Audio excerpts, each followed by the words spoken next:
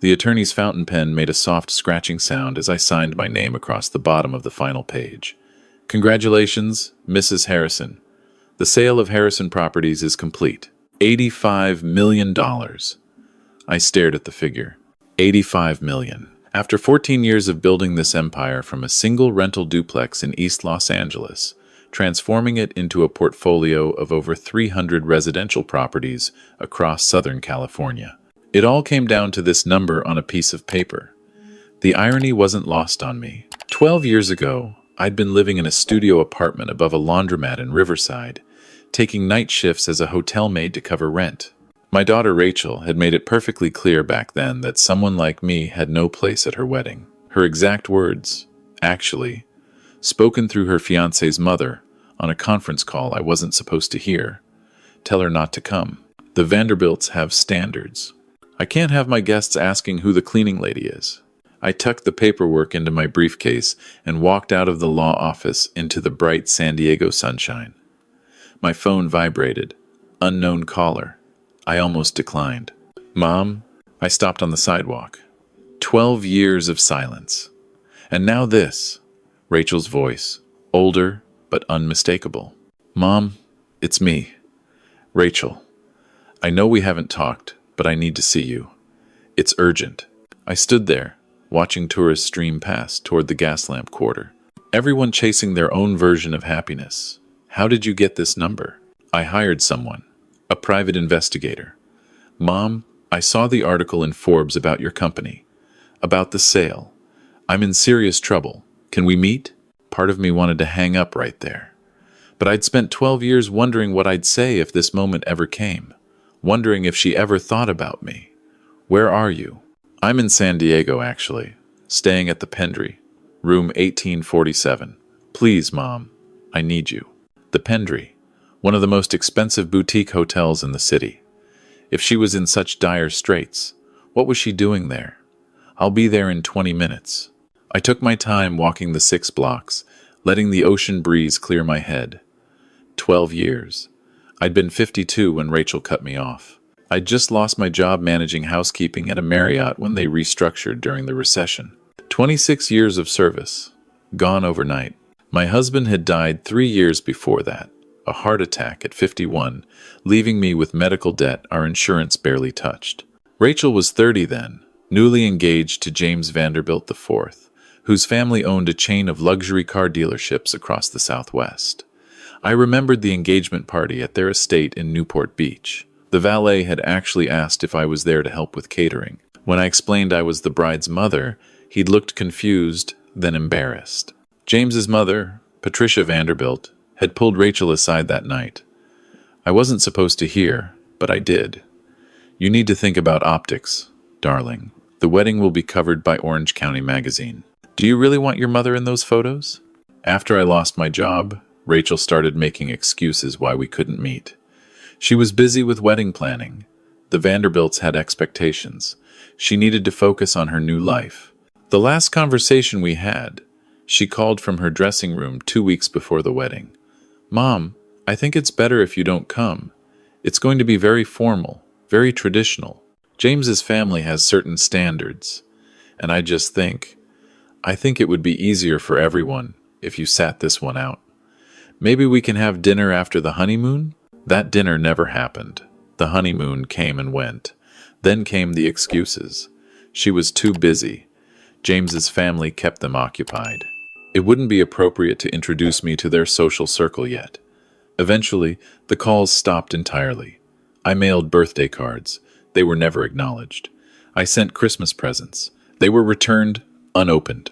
The Pendry's lobby was all modern minimalism. Polished concrete, statement lighting, staff in designer black. I gave Rachel's room number to the front desk. They called up, then directed me to the elevators.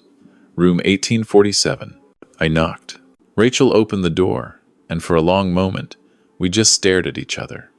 She'd aged, 42 now, but not gracefully. There were deep lines around her mouth, gray roots showing through expensive blonde highlights. She'd lost weight, but not in a healthy way. There was something desperate in her eyes. Mom, her voice cracked. Please come in. The suite was beautiful. Floor-to-ceiling windows, overlooking the bay, marble, everything. But I noticed the details that mattered. The empty wine bottle on the credenza, the laptop open to what looked like legal documents, the Louis Vuitton suitcase in the corner with clothes spilling out, like she'd packed in a hurry. "Nice room," I said, keeping my voice neutral. "It's not mine." Well, it was. James's parents own a share in this hotel group. I can't stay here much longer, though. They cut off my access to everything. "You said you were in trouble." She laughed, but there was no humor in it. That's putting it mildly. "Mom, I'm in the middle of a divorce. James wants full custody of the kids. His family has hired the best attorneys in California. They're going to destroy me. And I made some financial mistakes. I owe money, a lot of money." "How much?" $900,000. I invested in a boutique with some friends. It failed. James's family bailed everyone else out, but not me. They said I needed to learn responsibility. I waited, said nothing. I know I don't have the right to ask. I know what I did, how I treated you, but you're my mother? The article said you sold your company for $85 million. I need help. Maybe $1 million. Just enough to pay off the debt and hire a decent lawyer. I have the kids to think about. Sophia's 8 and Nathan's 6. They need their mother. Tell me something, Rachel. In 12 years, did you ever wonder how I was doing? If I was alive? If I was homeless? If I had food to eat? She looked down at her hands. "I thought about you. But you never called, never texted, never wrote. You returned my Christmas presents unopened. I was ashamed." "Ashamed of what? Of me or of yourself?" "Both." Her voice was barely a whisper. I walked to the window, looked out at the sailboats dotting the harbor. "Do you want to know what happened after you cut me off?" She didn't answer. I spent 4 months in that studio apartment applying for jobs. Nobody wanted a 52-year-old former housekeeper with a gap in her resume. The unemployment ran out. I started cleaning houses under the table, 6 houses a day, 7 days a week. My knees ached so badly I could barely walk. I ate ramen and eggs. That's it. Ramen and eggs for 8 months. "Mom, I'm so sorry. I'm not finished. I sold your grandmother's wedding ring, the one she left to me, the one I was going to give you someday. I sold it to a pawn shop for $800. That paid for 2 months of rent." I heard her sob behind me. One night, I was sitting in that apartment staring at the eviction notice on my door, and I realized I had a choice. I could give up, or I could use the last $200 I had in the world to do something. I bought a landlord license and a business permit. I called the duplex owner I'd been cleaning for and offered to manage his property for free in exchange for living in one unit rent-free. I turned to face her. She was crying, mascara running down her face. I managed that duplex for 18 months, learned everything about property management. Then I convinced the owner to let me find financing to buy it from him. I got the loan, barely. The interest rate was criminal. But I owned my first property. I rented out both units and slept on the couch in the property office. I used every dollar of profit to buy another property, then another. I worked 20-hour days. I learned plumbing, electrical, carpentry. I did everything myself to save money. Rachel wiped her eyes. "I didn't know." "Of course you didn't know. You never asked. You were too busy at the Vanderbilt's Christmas parties and charity galas. Too busy being ashamed of where you came from. I was wrong. God, Mom, I was so wrong. You were 30 years old, Rachel. Old enough to know exactly what you were choosing. You chose James's money over your own mother. You chose his family's approval over loyalty. You chose image over substance. What do you want me to say? That I was a terrible daughter? Fine. I was. I am. But I'm desperate. The Vanderbilts are going to take my children. James is already telling Sophia that I'm unstable, that I'm not fit to be her mother. Please. I'll do anything. I sat down across from her. During all those years, you know how many times I thought about calling you? Every single day. Every morning I'd wake up and think, maybe today she'll remember she has a mother. Maybe today she'll realize family matters more than country clubs and society weddings. I never stopped thinking about you. But thinking isn't doing, Rachel. Love without action is just words. I reached into my purse and pulled out an envelope I'd prepared 3 weeks ago, when my attorney first told me Rachel had hired a private investigator to find me. Call it mother's intuition. I knew this day was coming. This is a check for $75,000. Her eyes went wide. That's not nearly enough to. There are conditions. I held up the envelope. 1. You will use this money only to hire a lawyer and pay off your immediate debts. Not for clothes, not for appearances, not for anything except legal fees and what you owe. I'll be checking. Mom. 2. You will get a job. A real job. Not managing someone's boutique or planning charity events. A job with a time clock and a paycheck. You need to understand what it means to work for your money. That's humiliating. 3. You will see a therapist. Not a life coach, not a wellness consultant. A real therapist. Because the person who could abandon her mother the way you did has deeper issues than money can fix. 4. You will volunteer 10 hours every week at a women's shelter. You need to meet women who've lost everything. Women who don't have a mother with $85 million to bail them out. She stared at me. And 5. You will bring Sophia and Nathan to see me every Sunday. Not when it's convenient. Not when James isn't watching. Every Sunday. 10 a.m. We'll have breakfast together. They need to know their grandmother. What if James won't let me? Then you fight for it. You tell the judge you want your mother in your children's life. You show them you're trying to be better, that you value family. And if I do all this, then maybe, we can start to rebuild something. Not what we had.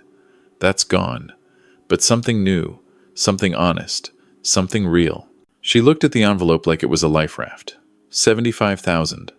That's not enough to fight the Vanderbilt's lawyers. No, it's not. But it's enough to get started. It's enough to prove you're serious. And if you do everything I'm asking, really do it. Not just go through the motions. Then we'll talk about more help. But you need to show me you've changed. You need to show me you understand what you did. I set the envelope on the glass coffee table between us. Take it or leave it. But understand this. If you take it and you break even one of these conditions, I'm done. You'll never hear from me again. And if you don't take it, I walk out that door right now, and you figure this out on your own. Her hand trembled as she reached for the envelope. Why are you even giving me this chance? Because I'm your mother. Because even after everything, I still love you. And because I need to know, I tried. I need to know that when my daughter was drowning, I threw her a rope. Even though she left me to drown 12 years ago, I stood up and walked to the door. One more thing. That private investigator you hired, he charged you $8,000. I know because my attorney tracked him. You spent $8,000 to find me, so you could ask for $1 million. Think about what that says. Her face went pale. You knew I was coming? I knew someone would come. When you have money, Rachel, everyone who ignored you suddenly remembers you exist. I wanted to see if you'd come as my daughter or as someone looking for a handout. And which am I? That depends on what you do next. I left her there in that borrowed hotel room, clutching $75,000 like it was everything she needed, when what she really needed couldn't be bought. The first Sunday came and went. No Rachel, no grandchildren. The second Sunday, I was sitting at my kitchen table when the doorbell rang. Rachel stood on my porch with 2 children. Sophia was small for 8, with Rachel's blue eyes. Nathan was all energy, bouncing on his toes. Mom, this is Sophia and Nathan. Kids, this is your grandma Susan. Sophia looked up at me with serious eyes. Mommy says we used to have a grandma, but she went away. Are you the one who went away? I knelt down to her level. No, sweetie, I never went anywhere. I've been right here the whole time. We had breakfast, pancakes. Nathan spilled syrup everywhere. Sophia asked 1,000 questions. Rachel sat quietly, watching. When they left, she hugged me at the door. First time in 12 years. I'll see you next Sunday. She came every Sunday, month after month. The letters started arriving 2 weeks after our first meeting. Short at first. Mom, I got a job at a property management office. It's entry level. I answer phones and file paperwork. The other employees are mostly in their 20s. It's humbling, but I'm learning. Second month, I started therapy. Doctor. Martinez asked me to write down every time I chose appearances over authenticity. The list is 3 pages long. I never realized how much of my life was performance. Third month. I'm volunteering at Hope's Haven, a shelter for women leaving abusive situations. I met a woman named Maria. She has 3 kids. Her husband took everything when she left. She reminds me of you, Mom. The strength, the determination. I asked her how she stays so positive. She said, "My kids need to see that we can survive anything." I cried in the bathroom after. Fourth month. James's lawyers offered a settlement, joint custody, fair division of assets. My lawyer says it's a good deal. I think it's because they see I'm not the same person I was, that I'm actually trying to be better. Sixth month. Sophia asked me today why we never visited you when I was married to Daddy. I told her the truth, that I was ashamed of growing up poor, that I thought having money made me better than other people. She said, "That's silly, Mommy. Grandma's the best person I know." She's 8, and she understands what took me 42 years to learn. Ninth month. I've paid off 60,000 of my debt. The boutique partners agreed to a payment plan for the rest. I'm working overtime at the property management company. They promoted me to assistant manager. It's still not glamorous, but I'm good at it. I understand tenants now. I understand what it's like to worry about rent. 12th month. Mom, I've met all your conditions. I have a steady job. I'm in therapy weekly. I've volunteered over 500 hours. The kids and I haven't missed a single Sunday with you. I've paid off all but 50,000 of my debt, and I'm on track to clear that in 6 months. I'm not asking for more money. I'm just asking if maybe we could have dinner sometime. Just the 2 of us. I want to hear about your life, about how you built your company, about everything I missed. I read that letter 3 times, sitting in my home office, looking out at the lemon trees in my backyard. This modest house in East San Diego, 3 bedrooms, a real kitchen, a yard for the grandkids to play in. Not the mansion I could afford, but something warm, something real. I picked up my phone and called. Rachel answered on the first ring. "Mom, Thursday night, 7 o'clock. There's a little Italian place on Fern Street. Mama Lucia's. Nothing fancy, just good food and quiet booths where we can talk." I heard her breath catch. "I'll be there. Thursday. Are you working?" "Until 6, but I'll make it. I promise." "Rachel? Yes? Wear something comfortable. This isn't about impressing anyone. It's just us." "Okay." Her voice was soft. "Thank you, Mom." "Don't thank me yet. We have 12 years of conversation to catch up on. Most of it won't be comfortable. I know. But I'm ready. I'm finally ready." She was waiting outside Mama Lucia's when I arrived, wearing jeans and a simple sweater. No designer labels. No jewelry except a pair of small earrings. She looked younger somehow, lighter. We sat in a corner booth, ordered wine, and then we talked, really talked. For the first time in over a decade, she asked about my business, how I'd built it, the mistakes I'd made, the properties I'd lost before I figured out what worked. I told her about the 70-hour weeks, the tenants who became like family, the satisfaction of providing good housing at fair prices, the pride of building something that mattered. She told me about her marriage, how it had been built on the wrong foundation, how James had never loved her, just the idea of her, how his family had controlled everything, how losing it all had been terrifying but also freeing. We cried. We laughed. We sat in comfortable silence. As we were leaving, she stopped on the sidewalk. "Mom, can I ask you something?" "Of course. Why did you only give me 75,000? You could have given me the million I asked for. You could have solved all my problems." I looked at my daughter. "Because that wouldn't have solved anything. You would have used it to rebuild the same life you had before. The life that made you miserable. The life where you valued things more than people. I gave you just enough to survive, but not enough to avoid changing. I gave you the chance to build something real. And if I hadn't taken that chance, then I would have known I tried. I would have known I was the bigger person. And I would have been able to sleep at night knowing that when my daughter needed me, I didn't just write a check and walk away. I gave her the tools to save herself." She hugged me there on that sidewalk, longer than the first time, tighter. "I love you, Mom. I don't think I ever really understood what that meant until now. I love you too. I always have. We stood there, under the streetlights. Two women who'd lost each other and found their way back. Not through money, not through obligation, but through honesty, through work, through proving that change was possible. The next Sunday, Rachel brought the kids as usual, but this time, James came too. He shook my hand awkwardly in the doorway. "Mrs. Harrison, I owe you an apology. Rachel's told me about everything you did for her, about the conditions you set. I want you to know, it made a difference. She's not the same person she was. She's better, stronger. And the kids, they love their time with you. I appreciate that, James. I was wrong to keep you apart. My parents were wrong. We judged you without knowing you. People make mistakes. The question is what they do after." He nodded. "For what it's worth, I'd like the kids to spend more time with you. Rachel and I are working on being better co-parents. Part of that means making sure Sophia and Nathan know their whole family." After they left, I sat in my living room with a cup of tea, watching the sunset through my window. I thought about that scared woman in the studio apartment above the laundromat, the one who'd lost everything, the one who'd been abandoned by her only child. I thought about the choice I'd made that night, to fight or to give up. I thought about Rachel in that hotel room, desperate and broken, and the choice I'd made to help her, but not enable her, to teach her rather than rescue her.